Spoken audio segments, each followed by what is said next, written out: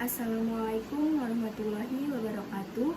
Kami di sini akan mempresentasikan hasil diskusi kelompok kami. Dimulai dari pendahuluan, pertambangan ilegal di Indonesia menyebabkan kerusakan lingkungan yang parah. Kali Progo adalah salah satu daerah yang terdampak eksploitasi pasir dan juga batu ilegal. Penelitian ini mengkaji dampak ekologis dan sosial ekonomi dari pertambangan ilegal di Kali Progo.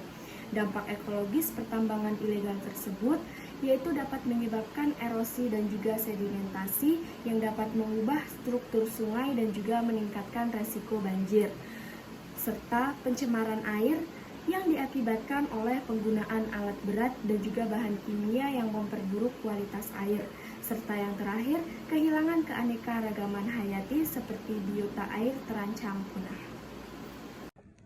Dampak sosial pertambangan ilegal. Poin utama, konflik sosial, perebutan lahan antara masyarakat dan penambangan ilegal. Pengaruh terhadap masyarakat yang bergabung pada sumber daya sungai terganggu, terutama nelayan dan petani. Ketimpangan sosial, meningkatkan ketimpangan ekonomi antar kelompok masyarakat. Dampak ekonomi pertambangan ilegal, poin utama, penurunan kualitas sumber daya alam, berkurangnya daya tampung air, mengancam pertanian dan irigasi, ketergantungan pada pertambangan, masyarakat sulit keluar dari ketergantungan pada kegiatan ilegal, kerugian jangka panjang, ekosistem rusak, ekonomi berbasis sumber daya alam terancam. Pengertian pertambangan ilegal, definisi, aktivitas pertambangan tanpa izin resmi yang merusak lingkungan, regulasi, Undang-Undang Nomor 3 Tahun 2020 tentang pertambangan mineral dan batu bara, Undang-Undang Nomor 32 Tahun 2009 tentang perlindungan dan pengelolaan lingkungan hidup. Penegakan hukum dan pengawasan. Poin utamanya ada penegakan hukum seperti penguatan regulasi dan peningkatan pengawasan terhadap pelaku tambang ilegal. Kasus hukumnya ada kasus pertambangan ilegal yang telah dihukum oleh pengadilan. Tantangannya seperti implementasi hukum yang lemah dan masalah transparansi izin.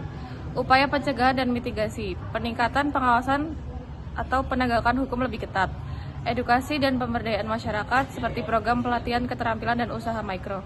Rehabilitasi lingkungan seperti reboisasi dan reklamasi lahan tambang. Kesimpulan di sini, pertambangan ilegal Kali Progo bukan hanya merusak lingkungan teman-teman, tapi juga mengganggu kehidupan masyarakat lokal.